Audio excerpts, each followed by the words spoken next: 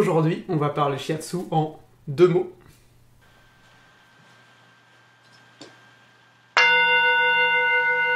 Alors, le mot shiatsu est composé de 2 kanji. Le kanji shi, qui veut dire doigt, et le kanji atsu, qui veut dire pression. Donc on obtient une traduction qui est pression de doigt. C'est la traduction qu'on trouve partout, que tout le monde répète, mais moi je la trouve un peu limitante. Ce serait comme traduire sushi par un truc avec du riz. Voilà. Donc on va essayer d'aller voir un peu plus loin ce qui se cache derrière les 2 kanji. Alors, pour ça, je me suis appuyé principalement sur ce bouquin, donc Shiatsu et médecine orientale, par Shizuto Masunaga. Hyper intéressant pour les confirmer, je le déconseille aux débutants par contre. C'est tous les articles de recherche de Masunaga, c'est hyper intéressant, mais assez difficile à lire. Voilà. Alors, intéressons-nous au premier caractère, shi. Ce qui m'a intéressé, c'est que en japonais, le caractère se prononce quasiment tout le temps yubi, et là qui veut bien signifier les doigts, donc les ramifications de la main. Donc pourquoi dans shiatsu on le prononce shi? Pour moi, c'est qu'on se réfère plutôt à la prononciation chinoise du caractère, qui se dit chi. Dans ce caractère, on retrouve du coup l'idée de la main, mais également de l'intention et de mettre en lumière. Et effectivement, en chinois, ça veut dire aussi, au-delà de la main, de montrer du doigt et de désigner quelque chose, de le mettre à jour, de mettre à lumière. Et l'intention de montrer quelque chose. Donc là, on voit bien qu'au-delà de l'utilisation des mains, on touche 2 notions qui sont hyper intéressantes.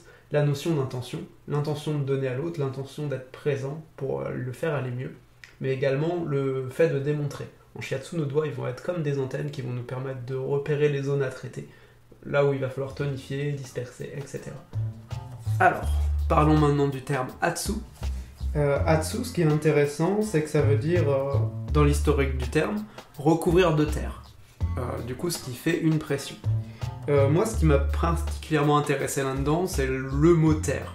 En fait, il va avoir un sens très particulier en médecine chinoise. Alors, pour ceux qui ne le savent pas, la terre en médecine chinoise, elle évoque quelque chose de doux et d'apaisant, mais également quelque chose qui va permettre les transitions d'énergie, de passer d'un état à un autre.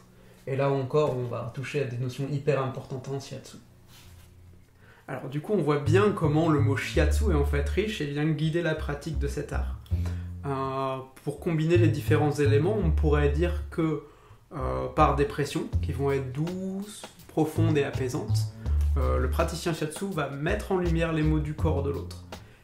Il va permettre une transition d'énergie, une évolution vers un mieux-être, tout en étant guidé par son intention de bienveillance. Une lecture possible du mot shiatsu. À ma connaissance, il y a 2 autres praticiens qui ont fait ce travail.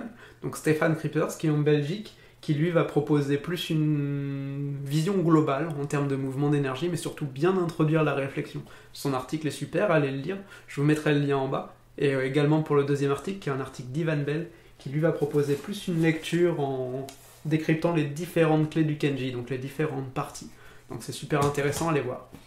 Et en attendant, soyez curieux, prenez soin de vous, et je vous dis peut-être à bientôt sur les futons.